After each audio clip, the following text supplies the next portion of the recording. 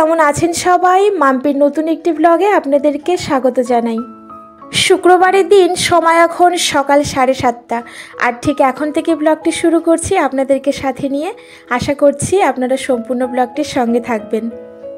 আমার ব্রাশ করা হয়ে গেছে, তার সাথে জামা কাপড় চেঞ্জ করে নিয়েছি আর ওষুধটাও খেয়ে নিয়েছি। এবারে বিছানাটা গুছিয়ে নেব। আর জানেন তো, কালকে রাত্রিবেলায় আমি বিছানার চাদরটাকে চেঞ্জ করে দিয়েছিলাম, প্রচণ্ড পরিমাণে নোংরা হয়ে গেছিলো। ঠান্ডাটা পড়বে না করে এখন আবার একটু দেখছি ঠান্ডা লাগছে, 2-3 দিন হলো। তো এখন যদি খুব বেশি ঠান্ডাটা পড়ে যায় তাহলে এই কটনের চাদরগুলো না পেতে আর শোয়া যাবে না, বরফ জলের মতন হয়ে থাকবে। তো ওই পাতলা যে ব্ল্যাঙ্কেটগুলো হয় শীতকালে, আমি ওই ব্ল্যাঙ্কেটগুলো বিছানার ওপরে পেতে দিই, তাতে কিন্তু অনেকটা গরম বোধ হয় আর শুতেও ভালো লাগে। আর এই যে আগের দিনের 2টো নাইটি ছিল, বাবুর 2টো প্যান্ট ছিল আর শার্ট ছিল, ওর প্যান্ট শার্টটা আমি ভাঁজ করে ওর ঘরে রেখে দিয়েছি। আর এই যে নাইটিটা আমি ভাঁজ করতেই পারিনি, সময় পাইনি, তো এখন পরিপাটি করে ভাঁজ করব। আসলে আমি আমার পরার যে নাইটিগুলো সবগুলোই তো আমার ভীষণ শখের, তো যে কোনো জামা কাপড় না আমি যেমন তেমন করে ভাঁজ করে না রাখি না, একটু যত্ন নিয়ে ভাঁজ করে রাখি, তাহলে সেটা দেখতেও ভালো লাগে আর পরতেও ভালো লাগে। আর সব সময় তো আয়রন করে উঠতে পারি না ভালো জামা কাপড়গুলো, তাই সুন্দর করে ভাঁজ করে যদি রেখে দিই ভারী জামা কাপড়ের নিচে, তাহলে সেটা কিন্তু আয়রন করার মতোই পাট হয়ে থাকে, ভালো লাগে। আর এই যে নাইটিগুলো তো আমি ওয়ার্ড্রপেই রেখে থাকি, আর কিছুটা আবার আমার ওই যে ট্রলিটার মধ্যেও রাখি।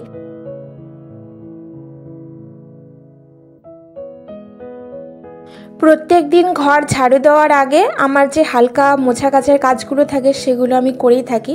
আপনাদের সাথে হয়তো রেগুলার শেয়ার করতে পারি না, কিন্তু এটা আমার নিত্যদিনের কাজ।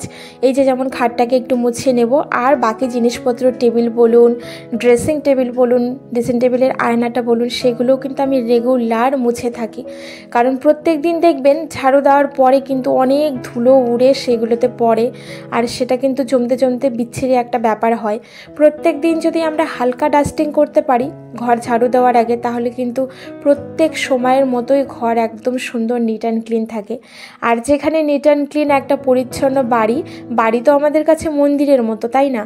আর সেই মন্দিরকে যদি আমরা সুন্দরভাবে সাজিয়ে গুজিয়ে রাখি, তাহলে কিন্তু সব সময় আমাদের বাড়িতে লক্ষ্মীশ্রী বজায় থাকে। আর যেখানে লক্ষ্মীশ্রী থাকে সেখানে তো আমাদের স্বাস্থ্য খুব ভালো থাকে আর মনটাও খুব ভালো থাকে, আর অবশ্যই আমাদের সংসারের কিন্তু আয় উন্নতি হয়ে থাকে। আপনারা আমাকে এত ভালোবাসা দেবেন আমি সত্যিই বুঝতে পারিনি। আমার এত ভালো লেগেছে আপনাদের এত সুন্দর সুন্দর কমেন্ট করে। সেরকমই একটা কমেন্ট প্রীতি দিভাই কমেন্ট করেছে, খুব সুন্দর video, thank you so much প্রীতি।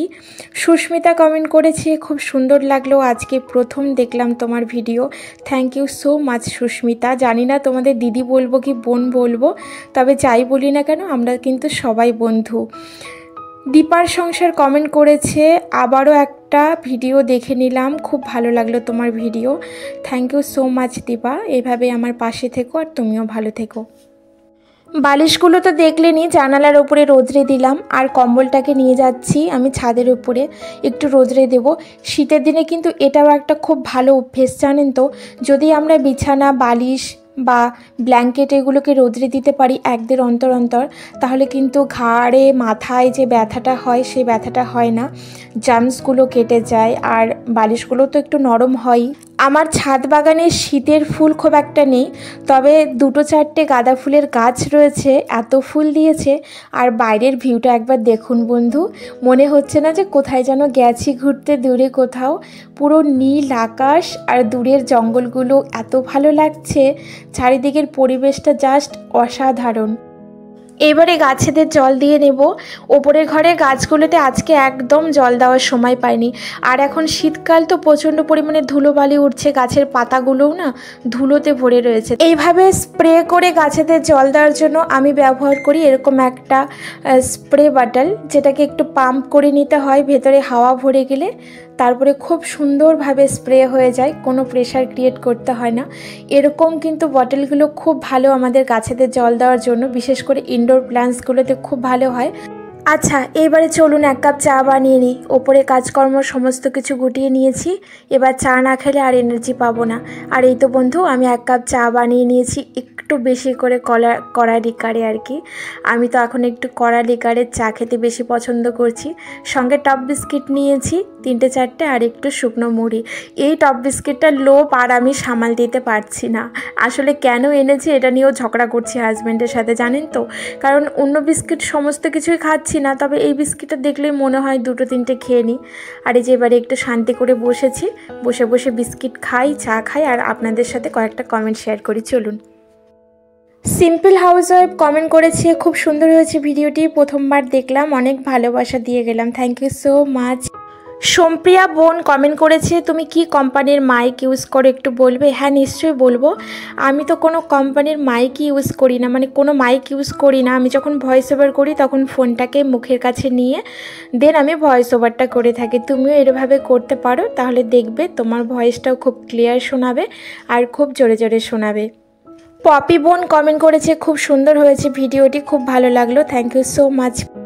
চা খাওয়া শেষ করতে না করতে দেখলাম ভাত হয়ে গেছে, ভাতটা চাপিয়ে দিয়েছিলাম, তো ভাতের ফ্যানটা গেলে নিলাম। আর এবারে এই যে বাসন কটাকে মেজে নেব। আর জানেনই তো আপনারা যে আমি এঁটো বাসন বেশিক্ষণ বেসিনে রাখি না, যখনকার বেরোয় তখনকার মতন মেজে ধুয়ে উপর দিয়ে তারপর অন্য কাজ করি।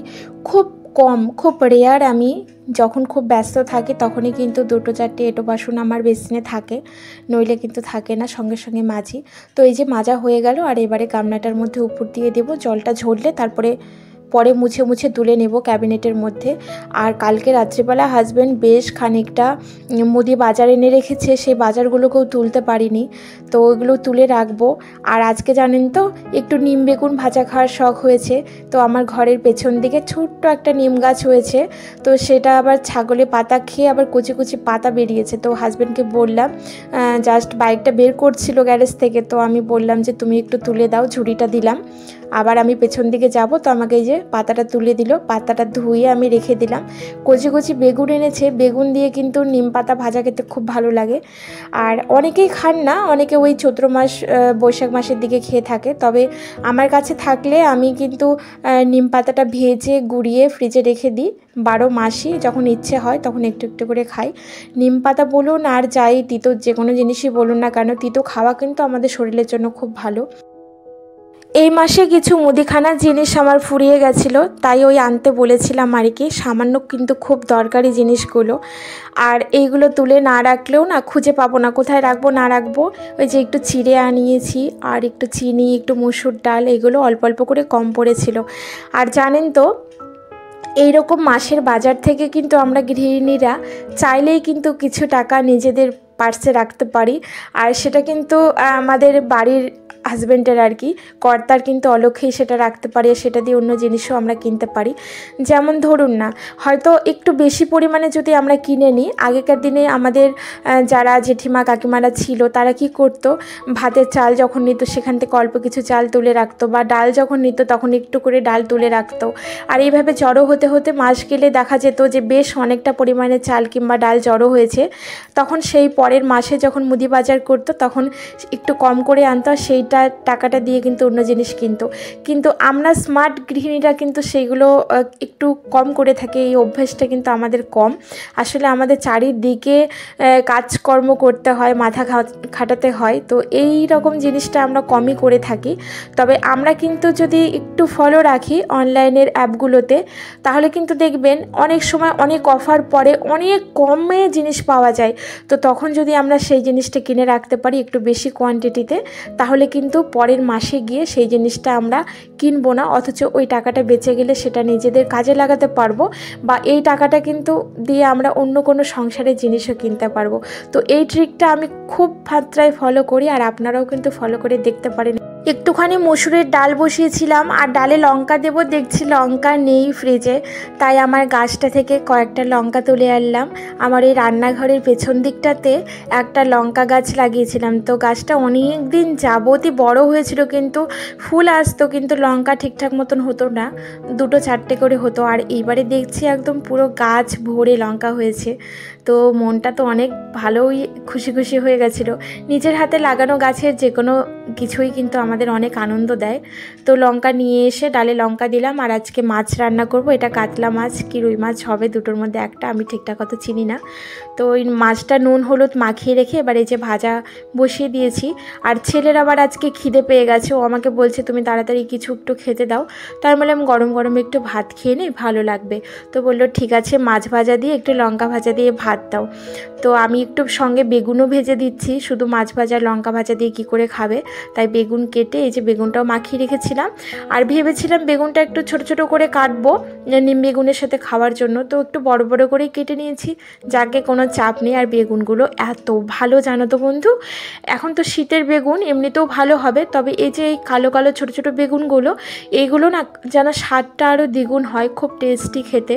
তো বেগুন ভাজা হয়ে গেল। আর এই যে গাছেরই 3-4টে লঙ্কা একটু ভেজে নিলাম। চলুন ছেলেকে এবার ভাতটা বেড়ে ওকে একটু মাখিয়ে খাইয়ে দিই।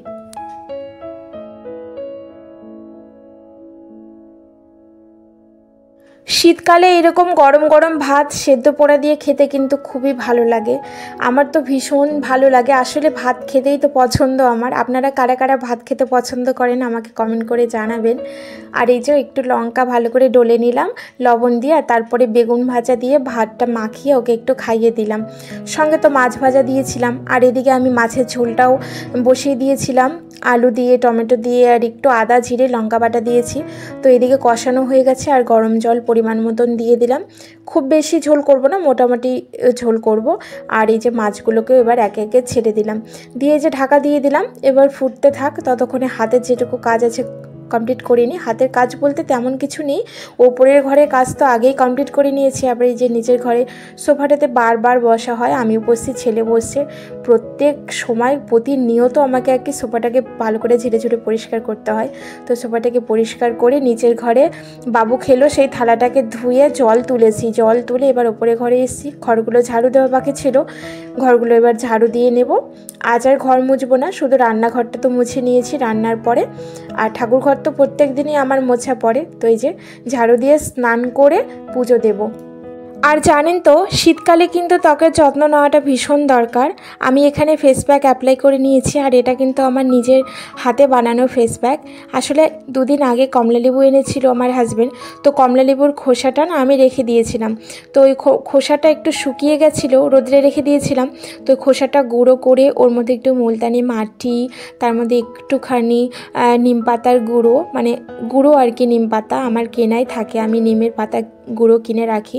ওর মধ্যে একটু হলুদ গুঁড়ো, ওর মধ্যে একটু চালের গুঁড়ি, ওর মধ্যে একটু বেসন, সব কিছু মিশিয়ে বেশ সুন্দর করে একটা ফেস প্যাক বানিয়ে মুখে অ্যাপ্লাই করে নিয়েছি। এইরকম ফেস প্যাক কিন্তু মুখের উজ্জ্বলতা বৃদ্ধি করতে সাহায্য করে, খুব চকচক করে। তবে চলো বন্ধু আজ আসি, আপনারা সবাই ভালো থাকবেন, সুস্থ থাকবেন, সাবধানে থাকবেন। Bye bye, tata.